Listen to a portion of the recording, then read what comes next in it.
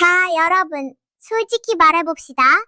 요즘 후배한테 이거 부탁해도 될까요? 라고 보낼 때 무슨 죄 지은 사람처럼 단어 하나하나 검열하고 있진 않나요?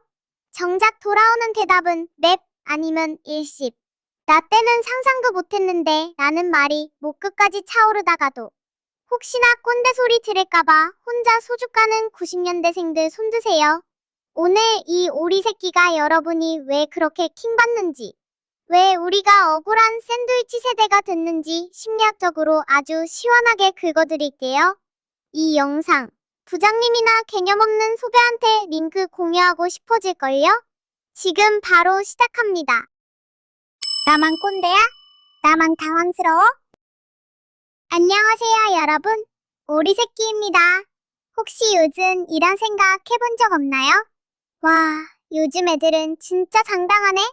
나 때는 상상도 못할 말인데? 분명 나도 젊은 세대라고 생각했는데 후배나 동생들을 보면 나도 모르게 어휴 소리가 절로 나오는 그 순간, 이게 단순히 우리가 늙어서일까요?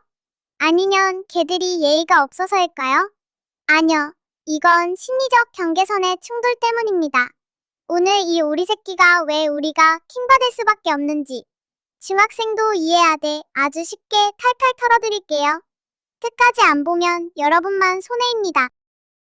자, 첫 번째 킹받는 포인트. 바로 공적 가치와 사적 가치의 우선순위예요. 90년대생인 우리는 소위 킹세대입니다. 학교에서는 단체 기합을 받아봤고 직장에서는 킹을 위해 희생하는 게 미덕이라고 은근히 배웠죠. 그런데 요즘 애들은요? 제가 왜요? 라고 묻습니다. 이건 싸가지가 없는 게 아니라 심리학적으로 자아 경계선, 이고 밴더리 우리보다 훨씬 뚜렷하기 때문이에요. 우리는 우리라는 울타리를 중시하는데 그들은 나라는 섬을 먼저 지키는 거죠. 내 섬에 허락 없이 들어오면 당연히 거부 반응이 일어나는 겁니다. 여기서 잠깐 집중. 여러분은 카톡 예십이 더 화나나요? 아니면 안예십이 더 화나나요? 댓글로 남겨주세요. 사실 이 선택 하나로도 여러분의 심리적 경계선을 알 수 있거든요. 두 번째는 보상의 정의가 달라요. 우리 90년대생은 IMF나 취업난을 보며 자라와서 안정과 평판이 중요합니다. 남들 보기에 괜찮은 사람, 욕 안 먹는 사람이 되려고 노력하죠. 하지만 요즘 세대는 가시비를 떠집니다. 내가 이 일을 왜 해야 하는지 의미가 없으면 움직이지 않아요. 심리학에서는 이를 내적 동기라고 부릅니다. 우리가 시키는 대로 잘하는 성실한 개미였다면 그들은 납득이 가야 뛰는 경주마인 셈이죠. 우리가 킹받는 지점은 바로 여기에요. 나는 참고 있는데 쟤는 왜 안 참아? 라는 억울함. 사실 우리 90년대생들이 가장 불쌍해요.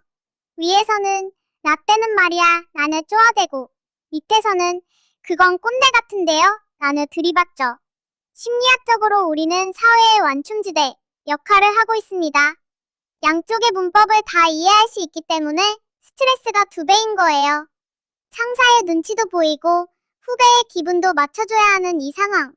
여러분, 이건 여러분이 잘못된 게 아니라 아주 훌륭하게 사회적 조율을 하고 있다는 증거예요. 스스로를 좀 더 다독여줘도 됩니다. 자, 정리해볼게요. 90년대생이 요즘 애들을 보며 킹받는 건 우리가 T여서도 그들이 나빠서도 아닙니다. 단지 생존 전략이 다를 뿐이에요. 우리는 함께 살아남는 법을 배웠고 그들은 나답게 살아남는 법을 배운 거죠. MBTI로 치면 우리는 J. 계획적이고 질서적인 사회적 분위기에서 자랐고 요즘은 P. 유연하고 자율적인 가치가 존중받는 시대예요. 서로의 다름을 인정하는 순간 킹받음은 호기심으로 바뀔 수 있습니다. 오, 쟤는 저렇게도 생각하네? 신박한데? 라고 한 번만 생각해보세요.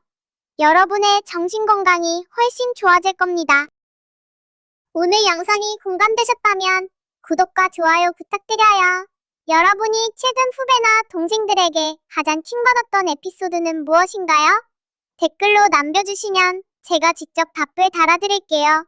우리 같이 뒷담화, 아니, 심리 분석해봐요. 그럼 안녕!